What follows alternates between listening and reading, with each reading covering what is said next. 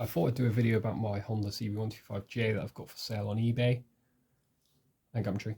I keep getting questions about what modifications have been done to it, like has the frame been hacked up, is the frame still good? So rather than constantly answering people back and trying to send pictures, I just do a generic video of the whole bike and go through the modifications that have been done to it, and hopefully that will answer most people's questions. As the description says, and as I said, it's a CB125J, not an S. It's a 1976.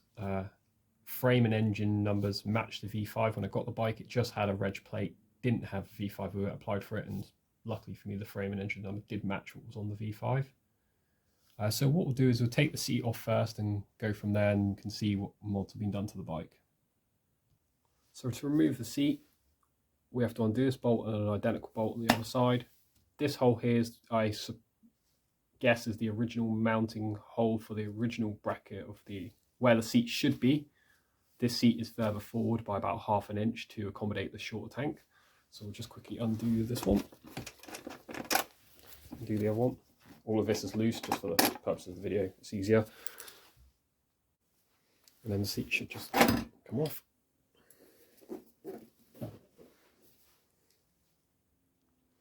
Now to undo the tank, you can just see a stud protruding through this bracket here. That's how the rear of the tank's held on. The front of the tank is mounted here, and a single bolt goes through the frame that holds onto the pull out. And the tank can be lifted away.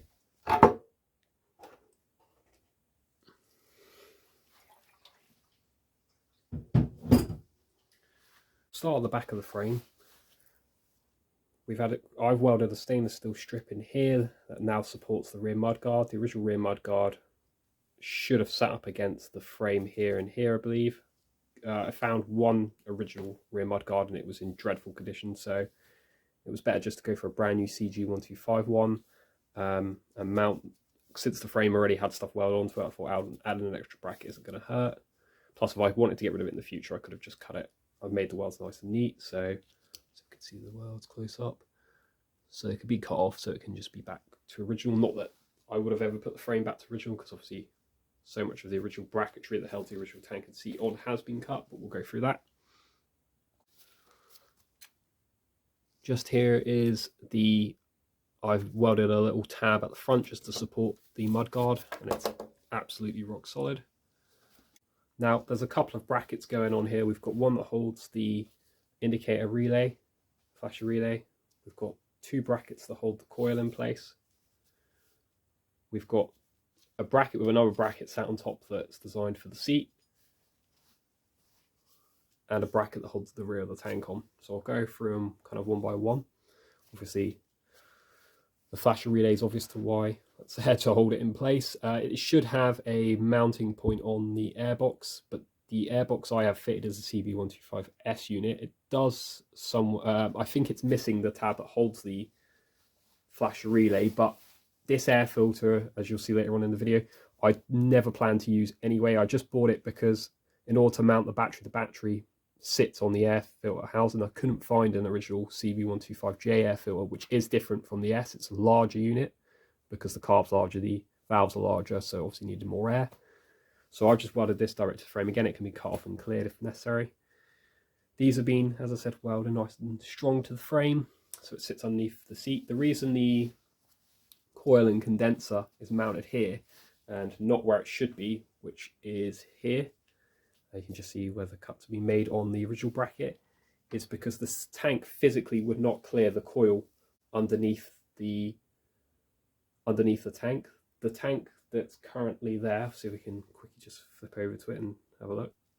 So as you can see, the tank is incredibly thin, or maybe you can't see it, it's hard to tell perspective of the video, but it is thin under there. It fits over the frame. I actually had to stretch the tank ever so slightly just to push it to get it to fit over the frame. Now it fits nicely. There's no interference issues, but there would have been with the coil in place. So onto the seat bracket. Now this bracket here and this bracket here were already welded. This top one I've added.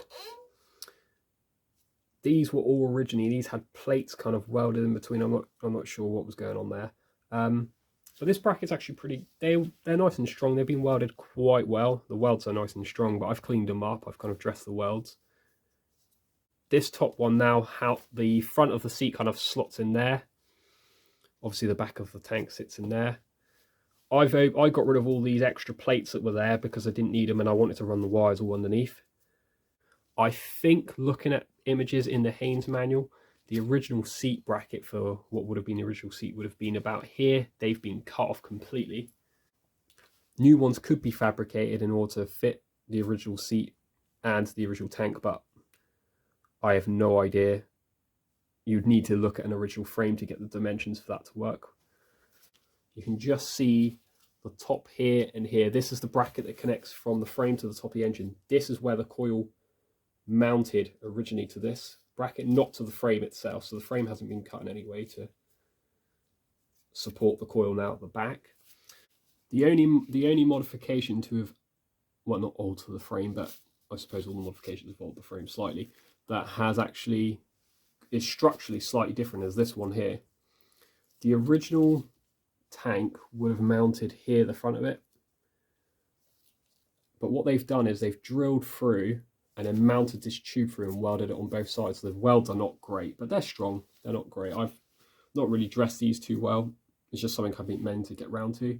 Because they've welded on both sides, structurally it's good. And I mean, a lot of 60s and 70s bikes mounted their tanks like that, but I just thought I'd point it out so people have got an idea of how the tank mounts. So I think that covers all of the modifications that were done to the frame. I was going to go more in depth on other parts that have been done to the bike in terms of upgrades and modifications and bits and pieces here and there, but I feel like the description on the ads on eBay and Gumtree kind of covers that pretty well. If you do have any questions, give us a message through eBay or Gumtree, and thanks for watching the video.